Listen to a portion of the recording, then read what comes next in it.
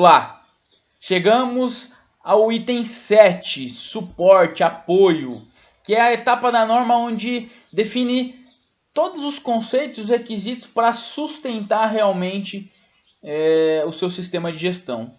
Né? Ninguém se sustenta sem uma base, e a base do sistema de gestão são os requisitos que nós vamos abordar nessa cláusula. Vamos ver o que a norma diz?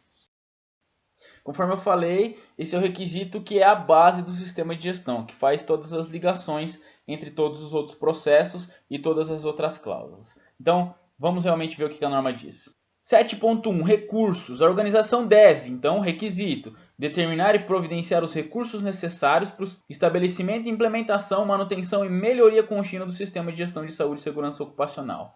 A norma não identifica quais são os recursos necessários, até porque cada organização tem as suas particularidades. Mas obviamente que aqui a gente está falando de pessoas, de infraestrutura, de know-how, de dinheiro, né, recurso financeiro, de espaço, de tempo, enfim, uma infinidade de outras questões. Então, a organização que deve definir e deve determinar quais são esses recursos necessários para o estabelecimento do seu sistema de gestão e, na verdade, da sua organização em si. 7.2. Competência. A organização deve, outro requisito, determinar a competência necessária dos trabalhadores que afetam ou podem afetar o seu desempenho de SSO, assegurar que os trabalhadores sejam competentes, incluindo habilidades para identificar perigos, com base em educação, treinamento ou experiência apropriados. C. Quando aplicável, tomar medidas para adquirir e manter a competência necessária e avaliar a eficácia das ações tomadas e reter informação documentada apropriada como prova de competência. Nota: ações aplicáveis podem incluir, por exemplo, fornecimento de treinamento para orientação ou retribuição de pessoas atualmente empregadas ou para a contratação ou subcontratação de pessoas competentes. Quando a gente fala em competência, é importante a gente ter como base algumas questões. Tá? Se você pensar, se você já trabalha com sistema de gestão de outras versões, não da 45001, óbvio, mas de outras normas, da própria 9001, quando a gente falava em competência, a gente estava falando habilidades, né, educação, treinamento e experiência apropriada. As novas normas modificaram esse e para ou seja, competência a gente pode assegurar da forma sendo educação ou treinamento ou experiência apropriada. Então é uma questão importante que deve ser cuidado, que deve ser identificado, que deve ser percebido pelos departamentos de RH, enfim, e pela gestão do sistema de SSO realmente. Outra questão importante é que todas as evidências de comprovação de competência devem ser retidas como informação documentada. Então você tem que provar, isso é requisito da norma. Então se você definiu que um colaborador da área de segurança, por exemplo, tem que ser no mínimo técnico de segurança do trabalho, então você vai ter que ter o registro para comprovar que ele seja técnico de segurança do trabalho. Como você vai fazer isso? Você que vai definir, obviamente, mas deve ter essa evidência comprobatória. 7.3. Conscientização. Importante conceito que nós devemos não negligenciá-lo. Então, os trabalhadores devem estar informados sobre política de SSO e objetivos de SSO, suas contribuições para a eficácia do sistema de gestão, incluindo os benefícios da melhoria e de desempenho de SSO, implicações e potenciais consequências de não estarem em conformidade com os requisitos de SSO, incidentes e resultados das investigações relevantes para eles, perigos, riscos de SSO e ações determinadas que sejam relevantes para eles e capacidade de se afastarem das situações de trabalho que considerem que apresentam um perigo iminente e grave para a sua vida ou para a sua saúde, bem como as providências para protegê-los de consequências indevidas por fazer isto. Então, aqui estão os requisitos mínimos de conscientização que todo colaborador envolvido no sistema de gestão deve estar ciente. Tá? Aqui a norma está falando devem estar informados, então todo mundo deve estar realmente ciente de todas essas situações e desse envolvimento. Lembra, sistema de gestão, envolvimento de todos, e ninguém é envolvido se não estiver ciente em no mínimo essas informações. Óbvio que todas as outras, existem outras situações extremamente relevantes, dependendo da particularidade de cada organização. 7.4, comunicação, outro requisito importantíssimo que deve ser seguido. Então a organização deve estabelecer, implementar e manter processos necessários para comunicações relevantes, sejam internas e externas, para o sistema de gestão, incluindo determinar o que deve ser comunicado, quando deve ser comunicado, com quem deve ser comunicado, se é internamente entre os vários níveis e funções da organização, entre os contratados e visitantes do local de trabalho, entre outras partes interessadas. Como que deve ser comunicado, e a organização deve levar em consideração os aspectos diversos, por exemplo, gênero, idioma, cultura, alfabetização e capacidade, ao considerar suas necessidades de comunicação. Antes de concluir, eu queria somente abrir um parênteses. Então, todos os assuntos relevantes no seu processo organizacional devem estar planejados em como deve ser comunicado. Sejam eles relacionados à cultura, né, o próprio política, próprios objetivos, perigos e riscos, procedimentos operacionais, mais informações relacionadas a planejamento de emergência que estão envolvidos em SSO, mas também informações relacionadas à rotina. Como que eu vou identificar o que deve ser produzido, como deve ser produzido e assim por diante. Óbvio que isso não está diretamente ligado à saúde e segurança ocupacional, mas deve ser comunicado também, deve ser planejado. Então, por exemplo, para executar aquela operação, o colaborador deve ser comunicado de quais os EPIs que ele deve ser utilizado. Então, essa comunicação pode ser feita através de um treinamento, através de um banner, através de uma instrução de trabalho, enfim, isso tudo deve ser planejado através de um plano de comunicação.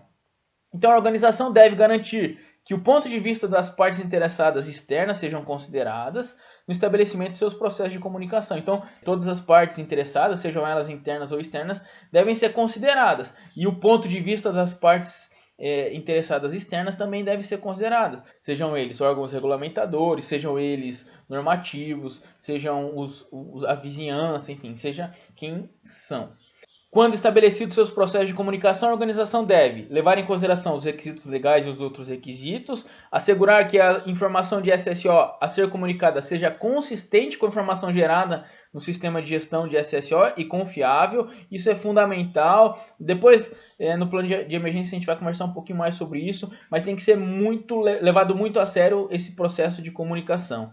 A organização deve responder a comunicações relevantes sobre seu sistema de gestão de SSO e deve reter informação documentada como evidência de suas comunicações, como apropriado. Óbvio que nem tudo dá para ser evidenciado, mas aquilo que a organização determinar como relevante deve ser retido como informação documentada, né? A organização deve determinar como relevante, que eu estou colocando aquilo relevante para o seu processo, mas também relevante para atender os requisitos legais e outros requisitos aplicáveis.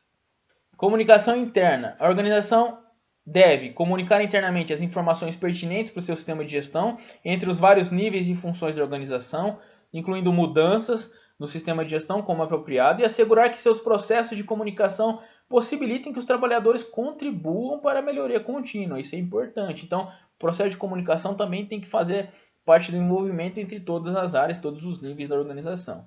E externa, a organização deve comunicar externamente as informações pertinentes para o seu sistema de gestão, como estabelecido pelos processos de comunicação da organização, e levando em consideração os requisitos legais e outros requisitos. Como que pode ser? Por exemplo, no plano de atendimento à emergência, conforme eu já falei anteriormente. Quando a gente vai agir em um plano de emergência, nós devemos comunicar diversas pessoas, diversas partes interessadas. Claro, todo mundo internamente, né, todos os envolvidos internamente, mas também, se aplicável, vizinhança, se aplicável, corpo de bombeiros, enfim, aquele que está envolvido nessa atribuição. Então, esse processo de comunicação é extremamente relevante, deve estar bem claro entre todos os envolvidos e deve ser seguido de acordo com os procedimentos estabelecidos. 7.5. Informação documentada. O sistema de gestão da organização deve incluir informação documentada requerida por este documento, ou seja, todos os procedimentos que a norma em si traz, procedimentos e registros, obviamente, e informação documentada determinada pela organização como necessária para a eficácia do seu sistema de gestão de saúde e segurança ocupacional. A norma não está falando que você deve ter instrução de trabalho para utilização de EPI, não deve ter procedimento operacional que indica quais os requisitos necessários. A norma não fala isso, mas se você avaliar que te convém, você deve seguir conforme os seus preceitos para que o seu sistema de gestão seja implementado da maneira mais eficaz possível. Nota: a extensão da informação documentada para um sistema de gestão pode diferir de organização para outra, devido ao tamanho da organização, o seu tipo de atividade, seus processos, seus produtos, seus serviços, a necessidade de demonstrar o atendimento aos seus requisitos legais e outros requisitos, a complexidade de um processo e suas interatividades e a competência dos trabalhadores. Então, você, enquanto organização, deve avaliar o que é relevante de ter como informação documentada, salvo aquilo que é obrigatório, né, tanto pela norma e também pelos requisitos legais que forem pertinentes à sua realidade. Criando e atualizando. Ao criar e atualizar a informação documentada, a organização deve assegurar a identificação e a descrição, por exemplo, um título, a data, a autoridade e o número de referência. Então, se você for criar um documento, seja ele uma instrução, um procedimento, uma política, enfim, deve estar claro o seu título, sua data, quem aprovou, qual que é o número de referência para não ser confundido e para saber qual que é a vigência. Formato, por exemplo, linguagem, versão de software, gráfico e mídia, se é papel, se é eletrônico, e também a revisão e aprovação para adequação e ajuste e uso, né, desse documento em si.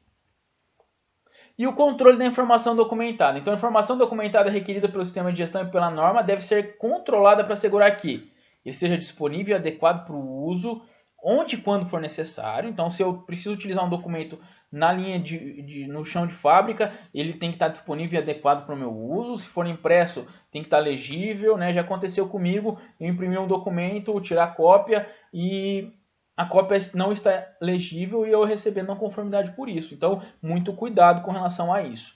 Ele seja adequadamente protegido com relação à perda, confidencialidade, uso indevido ou perda de integridade, né? Muito cuidado se os seus documentos são impressos, cuidado para que ele seja com uma cópia controlada, que ele não seja utilizado de forma indevida.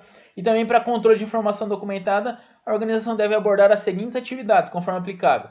Distribuição, acesso, recuperação e uso, se for aplicável, você tem que distribuir para as pessoas certas, dar acesso para as pessoas certas, ter um processo de recuperação e uso, ter um armazenamento e preservação, incluindo a preservação da legibilidade, né, conforme eu falei anteriormente, controle de mudanças, né, a gente vai fazer um exercício de listamento, então pode ter um controle de versão, seja ele num papel, numa planilha, ou seja ele num sistema, e também retenção e disposição. A informação documentada de origem externa, determinada como necessário para o planejamento e operação do seu sistema de gestão, deve ser identificada como apropriada e controlada. Então, se você utiliza normas, portarias, decretos, e obviamente esses são revisados, né, periodicamente, você tem que ter uma sistemática para garantir o uso correto desses documentos na sua versão correta para atender os requisitos aplicáveis. Nota 1. Acesso pode implicar em uma decisão sobre a permissão para somente ver a informação documentada ou a permissão e autoridade para ver e alterar a informação documentada. E acesso à informação documentada relevante inclui também acesso dos trabalhadores e onde existam dos seus representantes, dos trabalhadores. Então, como nota explicativa aqui, o acesso você deve garantir. Talvez uma instrução de trabalho, se for digital, algum trabalhador precisa só visualizar, não tem o poder de editar, enfim. Então isso você deve definir de acordo com a sua realidade. Então, assim nós concluímos a etapa 7, vamos aos nossos exercícios. O primeiro exercício que eu quero que você faça, tá? É bem simples, é mais para a gente se familiarizar. Eu vou deixar disponível essa planilha, onde tem um modelo de informação de lista mestra, ou seja, de controle de documentos e registros. Então aqui você vai colocar a origem do registro, se é operacional, se é sistema, se é origem externa, interna, enfim, operacional. Qual que é o código dele que identifica ele, qual que é a descrição, qual que é a revisão do formato. Talvez o seu documento tenha duas revisões, um do formato, né, que é aquilo, o timbrado em si, e aqui também tem a revisão do conteúdo. Então aqui você vai colocar a data, a forma de distribuição, quais os endereços, se vai para a fábrica, se vai para algum setor, se vai para todos os endereços e assim por diante. Então, escreva aqui no mínimo 5 documentos para que a gente se familiarize com relação a isso.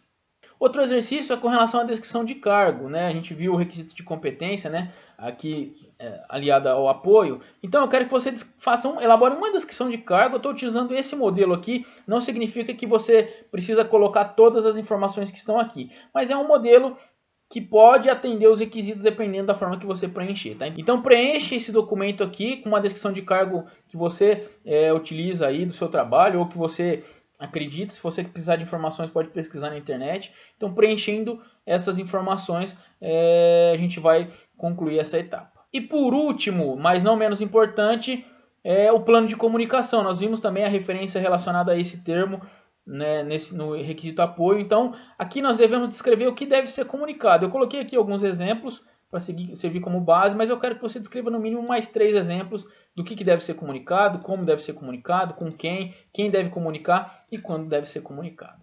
E assim a gente conclui a etapa 7 do nosso treinamento.